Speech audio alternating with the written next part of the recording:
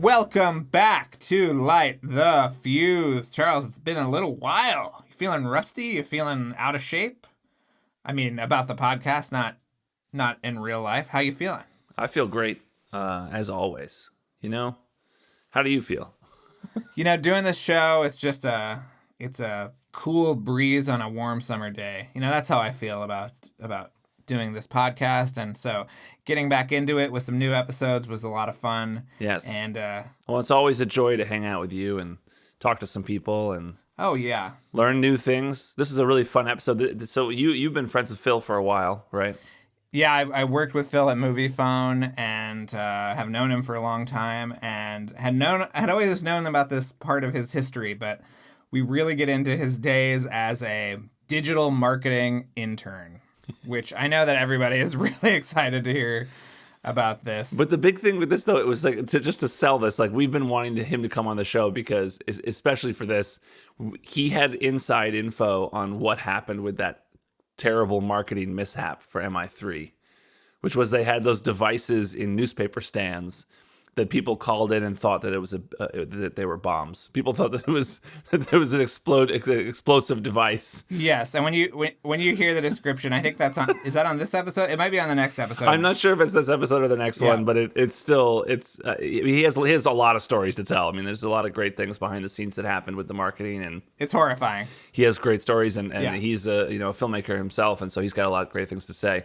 But I just that was the real thing that we've been super excited to have him come on the show and tell that story. Which I don't know if we said when we talked with him, what was the device supposed to do? It was supposed to, the newspaper stand was supposed to open, and then was it supposed to talk and just say like a mission briefing or something? Is that what the intention was? Yeah, I assumed it would play the theme music because they love playing that theme music wherever they can, but.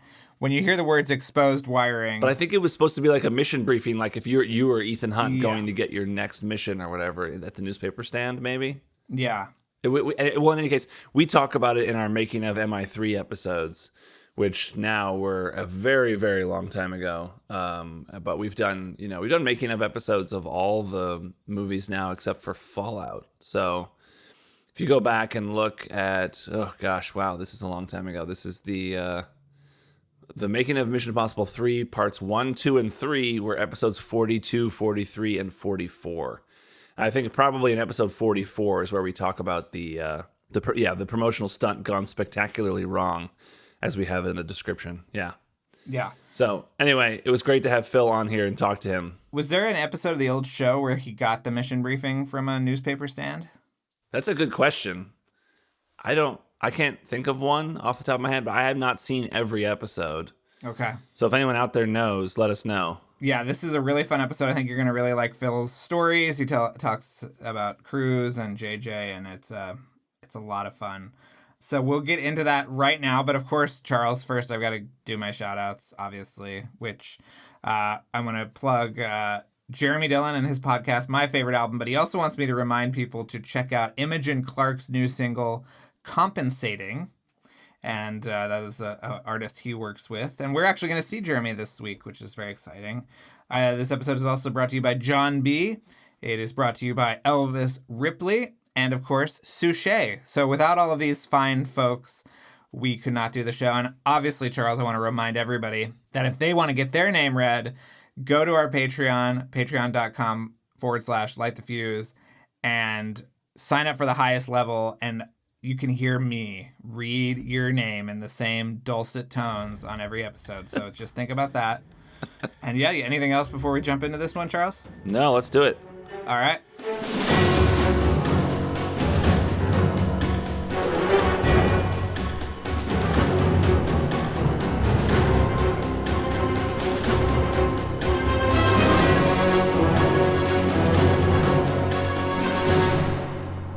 And we are back, and we are joined by our special guest, Phil Pirrello, who I've known for many years, who is a jack of all trades, a filmmaker, a journalist.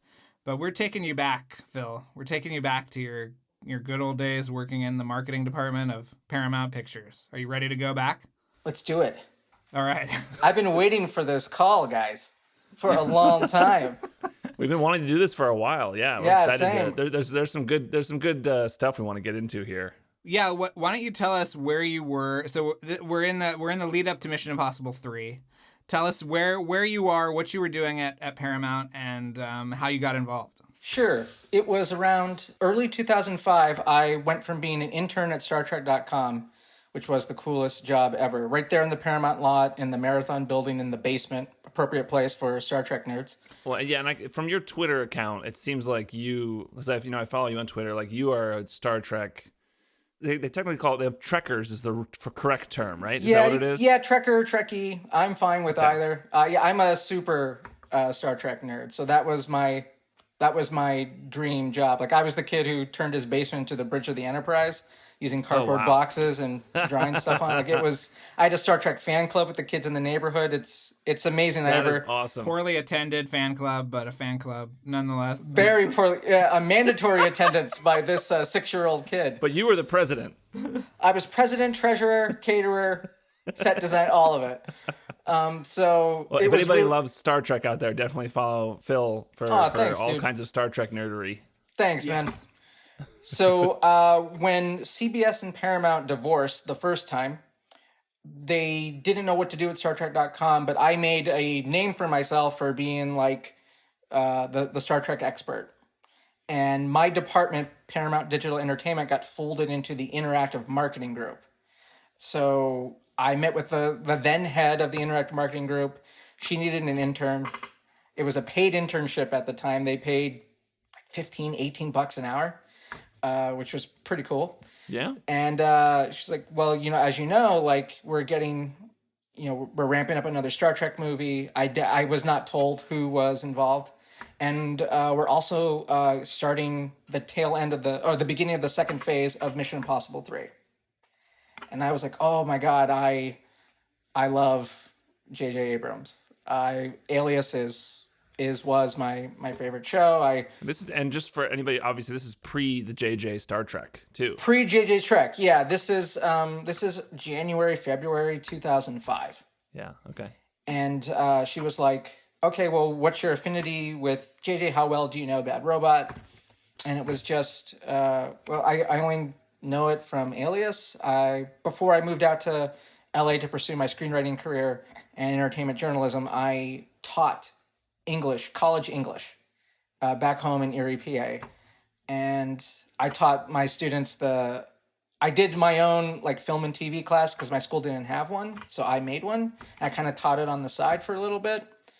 And I taught my students the Alias pilot in terms of structure. Cool. And yeah, it was, I kind of like taught myself how to teach it. So there was some hubris there, I guess, because I didn't know shit about TV other than this is why it works. And I researched some stuff, but told that to her and she was like, great, you start tomorrow. And I got thrown right into a meeting. Well, first I had to send out special shoes for the 50 Cent movie, Get Rich or Die Tryin'. That was my first job. And they saw what were the shoes? Were they were like special Nikes? They were like special Nikes or Reeboks. I can't remember what the promotion was, but some people won. And I had to call them and get their shoe sizes. Nice. And they saw how troublesome that was, but I rolled with it, and they were like, okay, well, we're going to put you into this meeting. And I had no idea it was a Mission Impossible 3 meeting. So I was there from seeing like the original poster concepts for that. I was there from 2005 to 2007, and I got to see the original poster concepts. What were those original poster concepts? Were they different from what ended up? I mean, the posters for MI3 are pretty simple. Yeah, they're pretty basic. They were playing it pretty simple. The teaser was always the teaser with that giant match and that digital thing of the globe, which I had JJ sign one for me at an event, which I'll get to later in the story.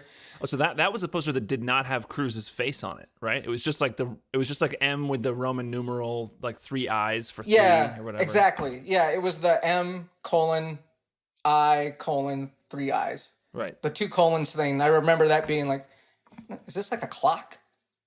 Like right. Like it should be like M:I:3. Yeah. No, that's how they wanted it. And yeah, it was just Cruz's name, had to be 50% of the title.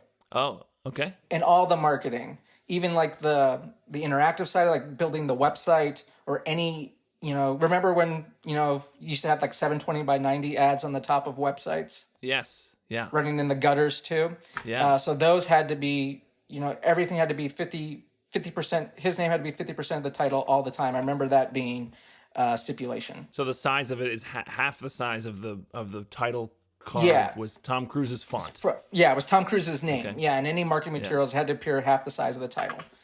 And, that teaser went up, and then there was like discussions on what the one sheet or some of the one sheets would be. And there's the one that hit, when Ethan's in profile holding the machine gun backlit by like neon blue Chinese text.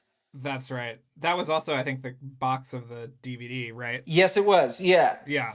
And so there were two versions of that I saw. One was him facing the other way with more sparks, like those Dark Knight style sparks and explosions coming from left corner to right. And that text was not behind him. The Chinese text was not behind him. It was some blue-black background. And then there was an alternative one which kind of got repurposed into an international poster where it was Ethan was he was in that crouched position, and some of I've seen that poster. I see that. Okay. Yeah. It's you kind of see his full body. This one, he's like right here. Yeah. Yeah, okay, so it's that position, but there's a column of like orange, red-ish light, and in that column is broken up into like these oblong square shapes. Like the tops of the squares had like diagonal edges. And it was the shot of Hoffman right when he gets out of, right when they break him out and he's looking to his side. There was Maggie Q in the orange dress, and there was Luther. And I think there was Julia. Oh, I would like to see that version. Yeah, I wish I still had I had pictures of it on my old Razor phone. That's I wish I still had that. It's funny, the way they marketed the first three movies was always just Cruise's face. That was it. That was wasn't it. until Ghost Protocol that they started actually showing other team members and people from the movies in this, and now that's what they all are. Now they're more like a group thing. But before it was always just giant Cruise face.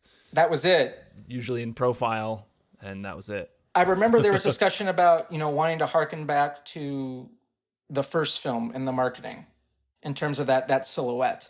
Right. And I remember there was discussions about, well, we got to show the team for international. For domestic, it's all Cruise. Oh, okay. That wasn't like a mandate from what I'm remembering. Granted, this is 17 years ago. So, but what I can recall is that it wasn't like a mandate from Cruise or his people. It was more like an expectation internally that this is what we have to do, should be promoting. Right. And I was like, okay. So I think they went with like the least offensive posters for that, but I still, they were still cool to me. Like, yeah. I just thought that was pretty cool. And then like when it came to coming up with the website, back when movie websites were a huge thing with the flash animation and everything. Yeah. I got to go into the film stills room and help pick out the stills for the desktop images for that and for the first Transformers movie. Oh, all right. That's fun. Yeah, and it was interesting seeing like, okay, these stills, the ones with the blue X's have been said no by Cruise. Ah. And I remember going through them being like, and I was not allowed to read the script at that point. You had to go over to Bad Robot's temporary office on the lot at the time to read it, and it was in red paper. That's all I remember my boss at the time telling me that. So I couldn't read it. All I could know was like the approved synopsis. Right. Okay. So we're flipping through pictures, and there's all these stills of Ethan wearing the priest smock that have been X'd out. I'm like, what is it? Like, what is he? He's a priest? What's going on? And this is this is weird. Like there was interaction, like, that quick shot when he's walking after Humpty Dumpty had a great fall coming over the wall. Yeah. He like nods to another padre that's walking through. Yeah. There were stills of him interacting more with either that padre or someone else. Okay. And there was a still of him like tapping an earpiece in the priest's costume. There's a lot of wide shots too of him wearing the frock. And I remember those got X'd out. I was like, what the hell is this? Don't even ask. I was told, you just need to pick out X amount of stills and make sure that they're high res as possible. And so we flipped through that, and at one point I stopped looking because I did not want to be spoiled more, because it got to, there were stills of from the bathroom scene where Owen is knocked out. Yeah. And the spray and the shirt, there was some of that stuff. So I made sure I stopped after that point. And then there was, when fleeing the security forces in Shanghai, when Ethan leans out the back of the Land Rover to shoot, there were so many of those various angles, various shots of him dangling out of the car to try to pick like the coolest one. Oh, this one looks good. That one looks good. And I was very proud that some of the shots that we picked, that ended up being one of the desktop images was him leaning out of the car, holding on the seatbelt, aiming the gun. That was my personal computer's desktop, both at work and at home for a little while. So that was pretty Nice. cool. Phil, you really should have gone through those photos knowing that in 15 years you would be asked about I know. them. You're right. And yeah, that was like the early days of it. And then there were days when I snuck onto the sets. Whoa. Right. That was really cool. Which sets were you sneaking onto? I was on stage 16, IMF's headquarters. Oh, awesome. And I snuck onto, I believe, stages 8 and 9. One of them had the fuselage, the plane. And it was they built the fuselage. It was huge. It was like a full-size plane, basically. That's like where is that where Ethan, like, he dangles Philip Seymour Hoffman and is Out like, of the threatening yeah. him? And I remember seeing taped off like you would like if you were about to paint. I remember seeing like these bay doors open, and those were taped off. And I was like, I wonder what this is about.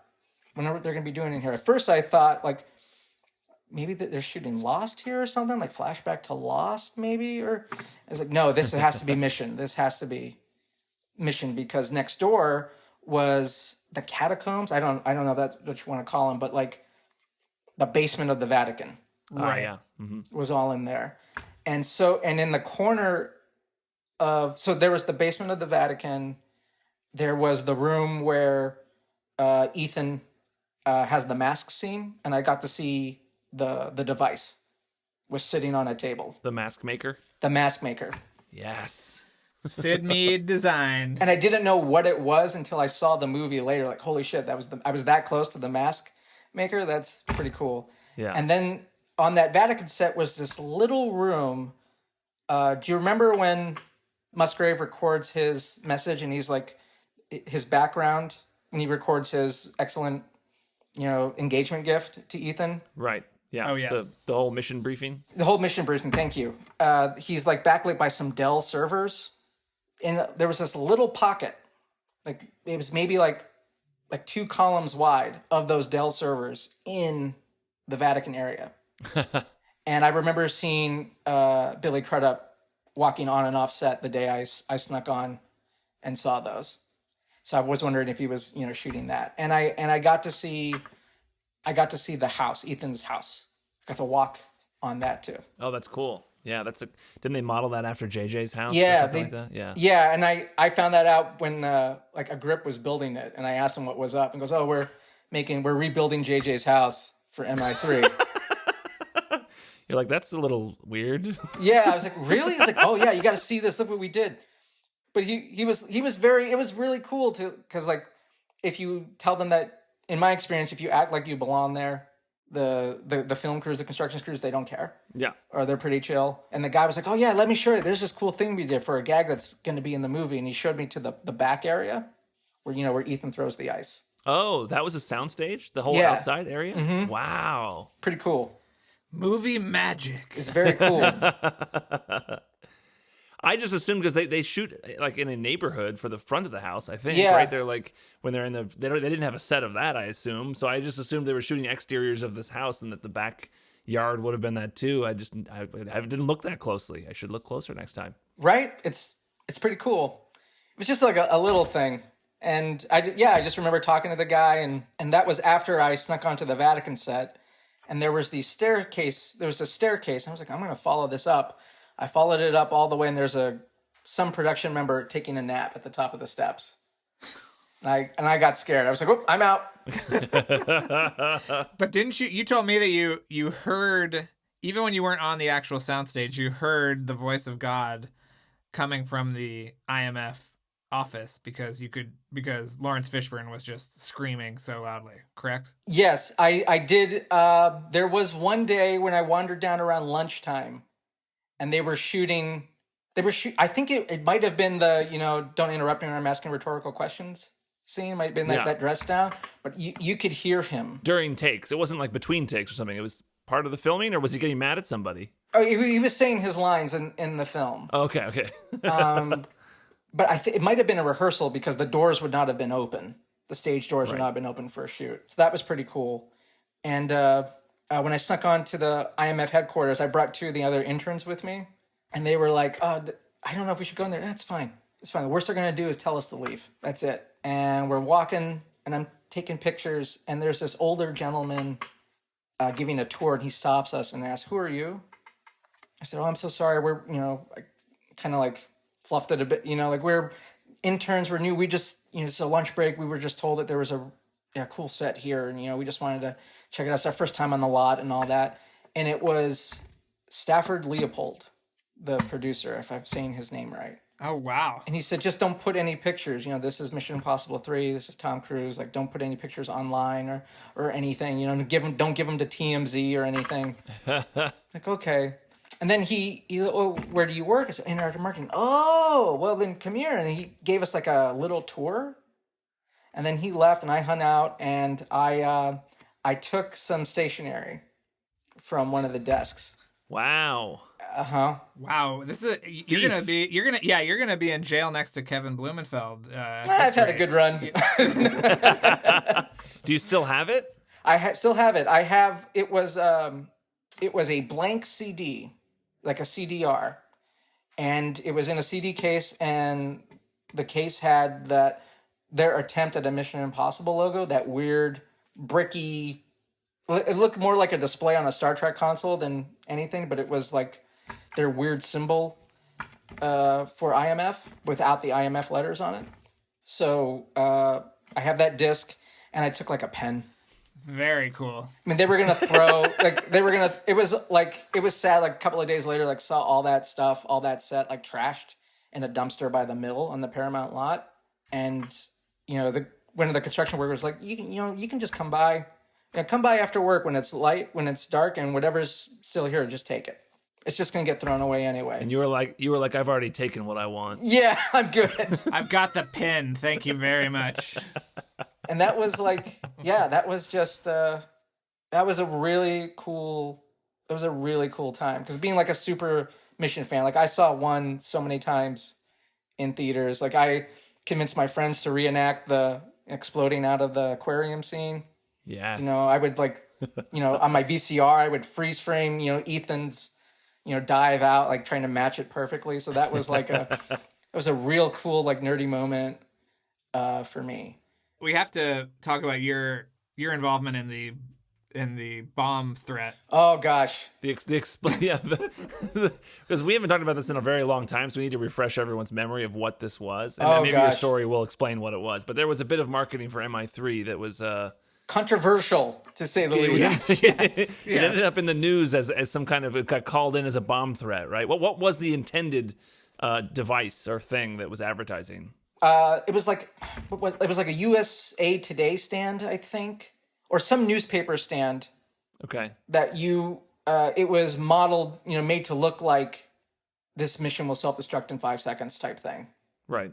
And there was fake wiring. The whole thing, it was like an entire newspaper stand, or were they existing newspaper stands they were adjusting? I never got to see a physical. I thought they were in the actual newspaper, like it was some kind of thing that you would actually put in between the pages. I mean, I feel like at this point we have to tell people what a newspaper was, and a newspaper stand was.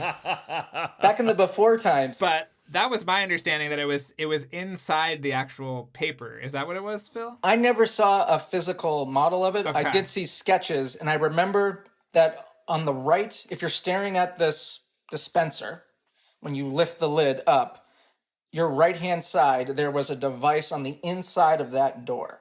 Oh, geez. Yes, I can see why this was called in. that had exposed wiring. Okay. That was a sketch. So was it there was an entire newspaper stand, like that was, the whole thing was fake. It was rigged. It was rigged. Yeah, It wasn't like you weren't doing this to existing newspaper stands. You were making a fake newspaper stand that looked like a bomb. I cannot remember if we made fake ones or just like refitted Right. ones that were already there. I'm guessing it was probably the latter from a cost measure. Yeah. All I remember is the debacle with that, because people called in bomb threats. Or not called in bomb threats, but called like, hey, there seems to be a bomb here in New York City in these stands. There seems to be a coordinated attack going on because there are all these new newspaper stands everywhere. Everywhere, with skinned devices. to look like Mission. And, people aren't, I get it, wasn't very far removed from 9/11, and it's in New York, so people are nervous because they don't understand. Well, you also have these ads everywhere about if you see something, say Say something. something, exactly, yeah. There were probably those ads right next to that newspaper stand. And I don't know if you guys have ever been on the third floor of Marathon at Paramount, but that's where our office was. And my desk was at, right when you get off the elevator, you take a right. It's right at the end of that hall. And it's a long, narrow hall. And the left side is all office doors, and the right side is all cubicles. And I'm on the right side, and all I remember is hearing the heavy clump of footsteps coming around that corner, coming down that long hall. Like, oh my God, we gotta pull. We gotta talk to whomever was the head of marketing at the time. But are you seeing this? And I just heard people conferencing like, oh my God, how did they do this? Why did this get approved? Oh my God. Like hearing all that, like, and then some laughter here and there, that, fucking guys, kind of laughter, like that dismissive, can't believe this is happening. It's like, what's going on? So people are calling in saying that there's a bomb, and it's just our stuff marketing, and I think someone was more worried that the perception would be the movie's going to be a bomb. I remember hearing someone have that as their first response to this situation, as opposed to people's well-being and safety. Right. I remember my boss was like, do we know if Tom's seen this?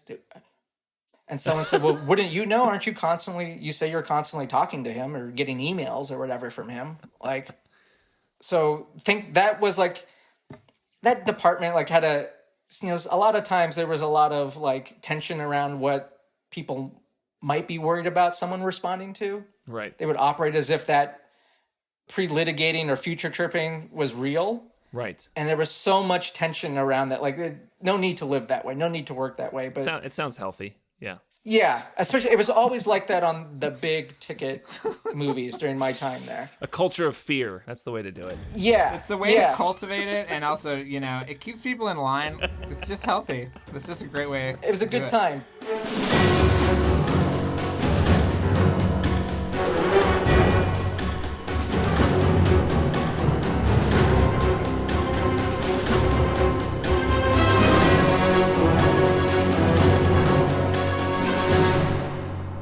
And we're back. How do you feel about that, Charles? I feel great. It's been great to get to know Phil over the last couple of years. You've known him for a lot longer than me. Yeah, but you guys kind of talk shop sometimes. You cut it up. The industry. Pitching. All this stuff, right? So, yeah. I think he's got some exciting stuff coming up potentially. So I think you need to check in with him, get those stories. But we really thank Phil for coming on the show, for sharing this stuff, for going back in time. We always make people kind of, enter a hypnotic state and return to an earlier version of themselves. So we appreciate Phil doing that. But what else? You have some shout outs and stuff to give, don't you? Yes, I do have some shout outs. I want to give a special thank you to Winston Riggs, Matthew Costa, and Eddie Santos. So thank you to those guys for helping us make this episode possible. And I also want to credit our editor and mixer, Luke Burson, and our composer, Kevin Blumenfeld.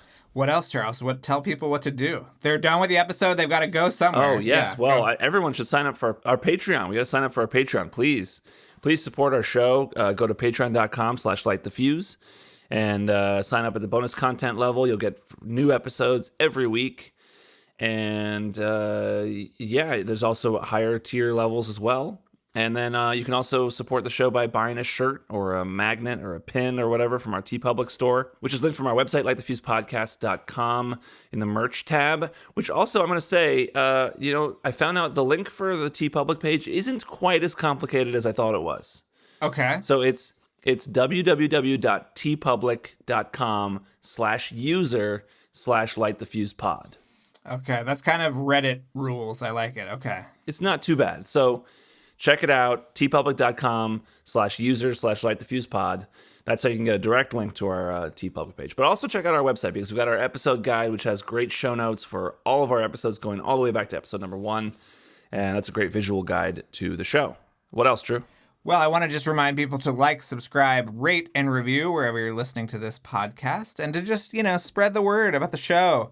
People love Mission Impossible. Every day I'm telling someone about this podcast and watching as their eyes coldly glaze over. But, sometimes there is a spark there. There's light behind the eyes. And so, yeah, do that. It helps us out a lot. We'll be back next week with part 2 of Phil. So until then, for Charles, this is Drew, and we'll be back.